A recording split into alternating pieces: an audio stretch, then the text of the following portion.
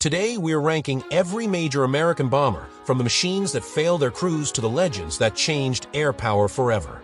Let's start the worst American bomber. Number 20, Brewster SB-2A Buccaneer. There's a reason this aircraft barely made it into the story of American air power at all. The Brewster SB-2A, built as a dive bomber for the Navy and later adopted in limited numbers by the Army as the A-34, was so plagued by structural weakness, poor handling, and sluggish performance that most examples never saw combat. Pilots who flew it during testing describe an aircraft that felt unfinished, heavy on the controls, slow to climb, and prone to structural failures during dive maneuvers, the exact maneuver it was designed to perform. Brewster as a company was already struggling with production quality and mismanagement, and the Buccaneer became the clearest symptom of that failure. Most units were quietly shipped off to training squadrons or Allied air forces desperate enough to take them, and even there, complaints piled up. It never dropped a bomb on an enemy target in American service. That's not a wartime record. That's a design that failed before it ever had the chance to succeed. Number 19, Douglas B-19. But the next aircraft on this list never even got the chance to fail in combat because it was obsolete before it finished being built. The Douglas B-19 was America's attempt in the late 1930s to build the largest bomber in the world, a flying testbed for the kind of long-range heavy bomber doctrine the Army Air Corps believed the future demanded. By the time it flew in 1941, though, it was already a relic. Underpowered engines gave it a cruising speed barely faster than aircraft half its size, and its complexity made it a maintenance nightmare with no practical path to mass production. Only one was ever built. It spent the war as a research aircraft and cargo hauler, never once threatening an enemy. Engineers learned from its size and structural lessons, but as a bomber, it proved that bigger doesn't mean better if the technology inside can't keep up. The B-19 exists in history books, not in combat records, a dead end wearing the shape of ambition. Number 18, Martin B-10. Unlike the vehicle before it, this one actually did matter for about 5 years. When the Martin B-10 entered service in 1934, it was revolutionary, an all-metal monoplane bomber with a closed cockpit, retractable landing gear, and a top speed faster than any fighter in American service at the time. That's an incredible achievement. But air power moved fast in the 1930s, and by the time the United States entered World War II, the B-10 had been completely outclassed. Its defensive armament was thin, its bomb load modest, and its speed advantage had evaporated against modern fighters.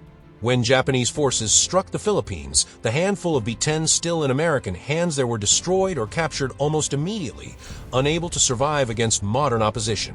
It's a strange case, genuinely important in its moment, but a liability by the time it mattered most. That gap between promise and battlefield reality is exactly why it lands this low. Number 17, Douglas B-18 Bolo. This is where the ranking becomes brutal because the B-18 Bolo wasn't just outdated, it was the primary bomber America had on hand when the war actually started, and it failed that test immediately. Based on the DC-2 airliner, the Bolo was slow, thinly armed, and carried a bomb load far too light for the missions it was assigned. On December 7, 1941, B-18 sat lined up at Hickam Field and were destroyed on the ground in the attack on Pearl Harbor, a painful symbol of how unprepared American bomber forces were. The aircraft that survived were quickly shifted to anti-submarine patrol duty over the Atlantic and Caribbean, a role better suited to its limitations, but that reassignment itself was an admission of failure as a frontline bomber. Crews who flew in combat zones knew they were flying a machine already surpassed by German and Japanese designs. The B-18 didn't lose the war for America, but it proved just how far behind the bomber force actually was. Number 16, Vultee A-31, A-35 Vengeance.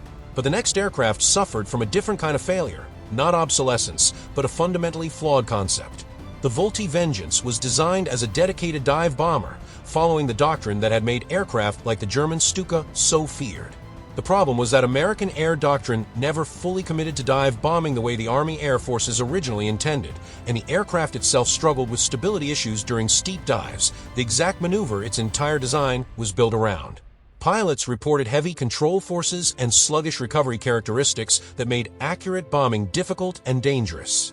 Most American units rejected it for frontline combat use, and the majority of Vengeances built ended up serving with British and Commonwealth forces instead, or relegated to target towing duties at home. It's a case of an aircraft built to answer a question American commanders eventually stopped asking. When your own Air Force doesn't want to fly your bomber in combat, that tells you everything about where it belongs on this list. Number 15, Boeing YB-40. Now here's an aircraft born from a genuinely smart problem and a genuinely bad solution. By 1943, American bomber crews over Europe were suffering catastrophic losses to German fighters, and the YB-40 was Boeing's answer. A modified B-17 stripped of its bomb load and packed instead with extra machine guns and armor, designed to fly alongside formations as an escort gunship. On paper, it sounds brilliant. In practice, it was a disaster. The extra weight from all that armament made the YB-40 slower and less maneuverable than the regular B-17s it was supposed to protect, meaning it couldn't keep formation once the other bombers dropped their loads and became lighter for the return flight. Crews found themselves flying an aircraft that lagged behind the very formation it was meant to defend, turning a protector into a straggler and an easy target. The program was quietly canceled after limited combat trials. It's proof that even a good idea, if it breaks the fundamental physics of formation flying, becomes a liability instead of a solution. Number 14, Martin B-26 Marauder, early production. And this is where the ranking gets personal, because this aircraft earned a nickname from the men who flew it, the Widowmaker. Early production B-26 Marauders had short, stubby wings designed for speed, but that same design meant extremely high landing speeds that caught inexperienced pilots off guard. Training accidents piled up so badly at some bases that crews joked one a day in Tampa Bay, and morale suffered before the aircraft ever reached combat. The problems were real. The wing loading was simply too aggressive for the training pipeline America had in place at the time. Engineers eventually fixed the issue by extending the wingspan and increasing the tail size, and later production B-20SXS became genuinely reliable, effective medium bombers with strong combat records over Europe. But that doesn't erase the early reputation. Crews who trained on the first Marauders lived through a period where the aircraft itself, not the enemy, was the deadliest threat they faced. That's why the early Marauder belongs firmly in this section. Number 13, North American B-45 Tornado. This is where the ranking crosses into a new era, because the B-45 Tornado was America's first operational jet bomber, and being first came with a steep price. Rushed into service during the early Cold War to keep pace with jet technology, the B-45 suffered from unreliable early jet engines, complicated maintenance requirements, and performance that quickly fell behind newer designs entering service just a few years later. Crews transitioning from propeller bombers found the jet's handling characteristics demanding, and the aircraft's service life ended up remarkably short for something built at such expense. It did serve a real purpose, flying early reconnaissance missions over hostile territory and helping the Air Force understand how to operate jet bombers at all. But as a frontline weapon, it was replaced almost as soon as it arrived. Being a pioneer doesn't guarantee longevity, and the B-45's rapid retirement shows exactly how quickly jet-age competition made yesterday's breakthrough into tomorrow's obsolete airframe. Number 12, Convair B-58 Hustler. Unlike anything before it on this list, the B-58 Hustler wasn't slow or outdated. It was blisteringly fast, the first bomber in the world capable of sustained supersonic flight. That's genuinely impressive. But speed came at a brutal cost. The Hustler was notoriously difficult to fly, with unforgiving handling characteristics and a demanding three-man crew workload that left almost no margin for error. Its accident rate was shockingly high for a Cold War-era aircraft, and a significant percentage of the fleet was lost to crashes rather than enemy action. Maintenance costs were enormous. Its delta wing design limited payload flexibility, and its short range meant constant dependence on aerial refueling just to reach targets. The Air Force retired it after barely a decade in service, replacing it with aircraft that could do more for less money and fewer lost lives. The B-58 proves that raw performance numbers don't matter if the airplane built around them punishes the crews flying it. Number 11, North American XB-70 Valkyrie. We're closing out the worst section with an aircraft that might be the most tragic entry on this entire list, because the Valkyrie wasn't a failure of engineering, it was a failure of timing. Designed to cruise at 3 times the speed of sound at extreme altitude, the XB-70 represented one of the most ambitious aircraft programs in American history. But by the time it was ready to fly, Soviet surface-to-air missiles had advanced enough to threaten high-altitude bombers regardless of speed, and American strategy shifted toward low-level penetration instead. The entire program, which had cost enormous sums of money, was canceled before it ever became an operational bomber, reduced to a research aircraft flying test missions. Then, in 1966, one of only 2 prototypes was destroyed in a mid-air collision during a photo formation flight, killing one of its pilots. The Valkyrie never dropped a single bomb in anger. It stands as proof that even brilliant engineering can't survive a battlefield that changes faster than a program can be built. And now we enter a completely different category. This is the best American bomber. Number 10, Northrop Grumman B-21 Raider.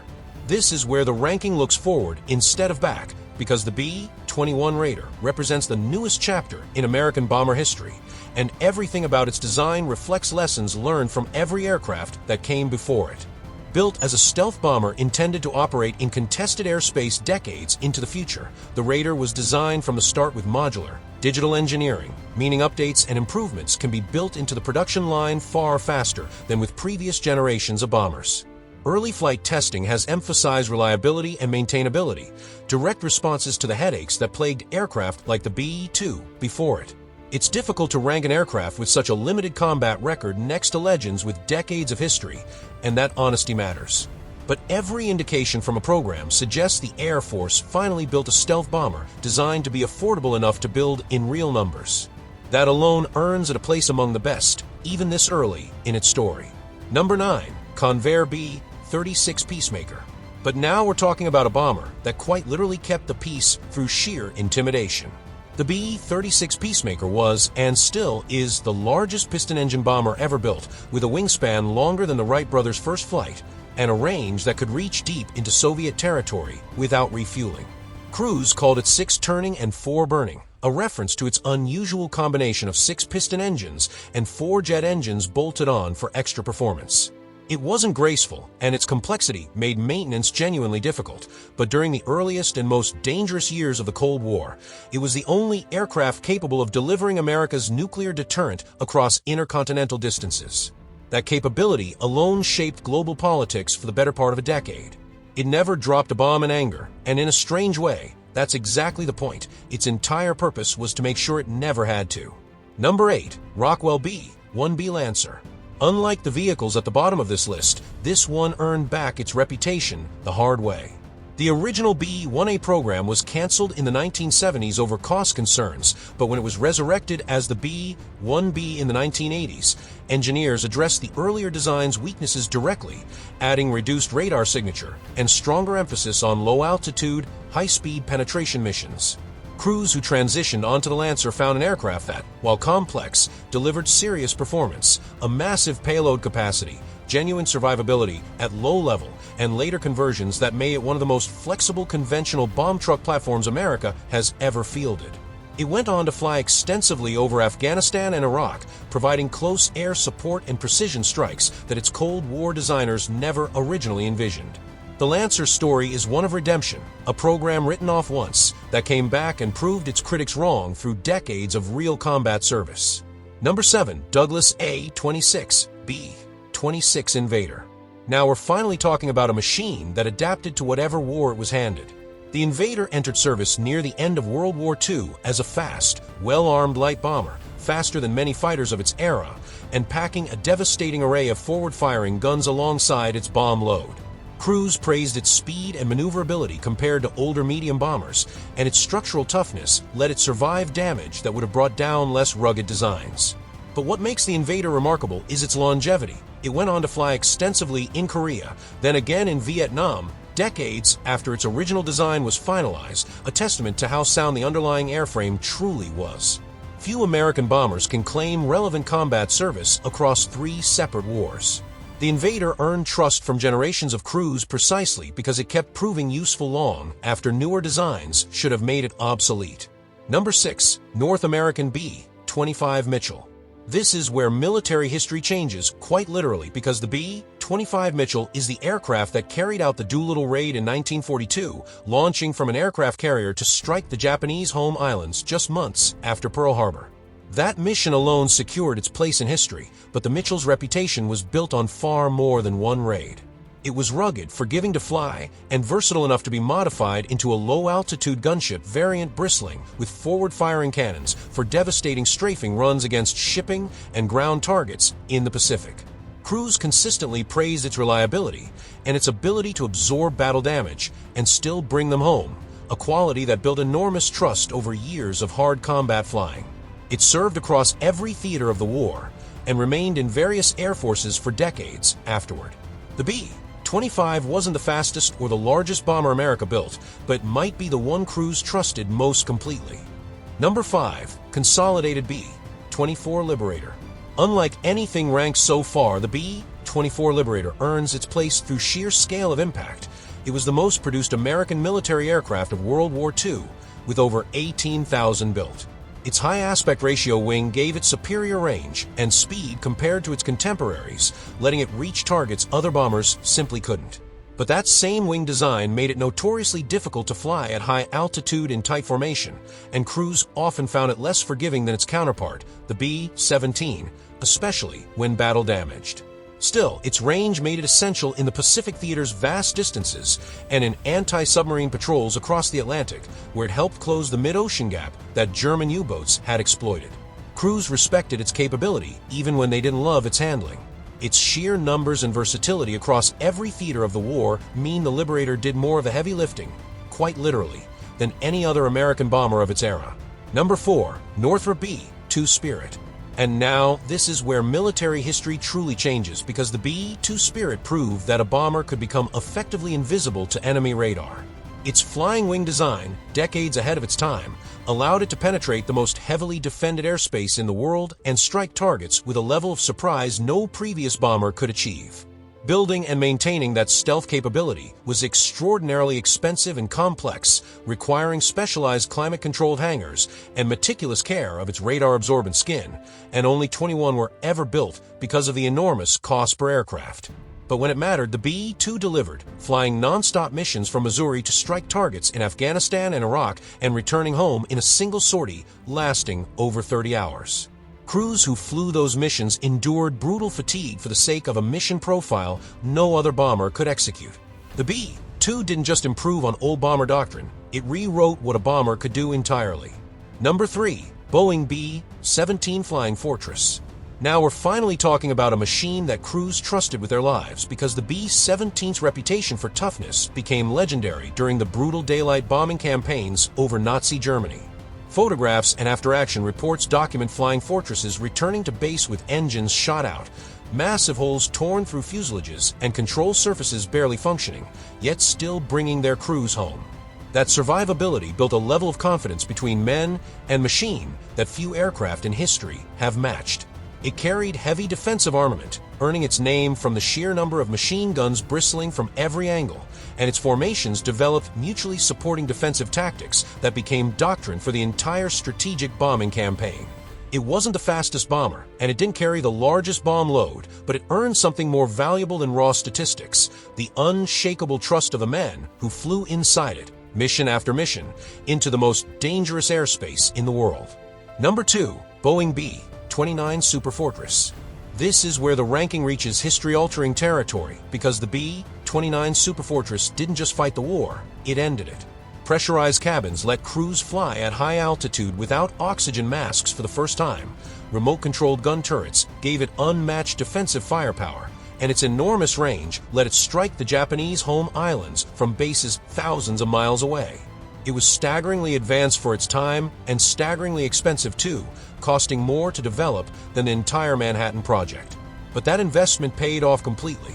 B-29s conducted the devastating firebombing campaigns over Japanese cities in 1945, and on August 6th and 9th, 2 specially modified superfortresses, the Enola Gay and Bockscar, dropped the atomic bombs that brought World War II to its end. No other bomber in American history can claim a more direct role in concluding a global conflict. The B-29 wasn't just a great aircraft, it was the machine that closed the deadliest war in human history. Number 1. Boeing B-52 Stratofortress. And here it is, the best American bomber ever built, and it isn't particularly close. The B-52 Stratofortress first flew in 1952, and remarkably, it's still flying combat missions today, more than 70 years later, with active plans to keep in service into the 2050s. That kind of longevity is almost impossible to comprehend for a single aircraft design. It has carried nuclear payloads through the tensest years of the Cold War, dropped conventional bombs over Vietnam, launched cruise missiles during the Gulf War, and continues flying precision strikes in modern conflicts, adapting to entirely new mission types across generations of crews who weren't even born when it entered service. Its massive payload capacity, exceptional range, and constant modernization of its electronics and weapon systems have kept it relevant through changes in warfare that made almost every other bomber on this list obsolete. Crews across generations have trusted it, relied on it, and returned home in it. No other bomber in American history has done more, for longer, across more conflicts than the B-52. That's why it stands alone at the top of this ranking. If you want to see this same ranking done for American fighters, or dive deeper into the Cold War bombers that never saw combat, let me know in the comments. And if you enjoyed this journey through military history, consider subscribing. There's a lot more of this story left to tell.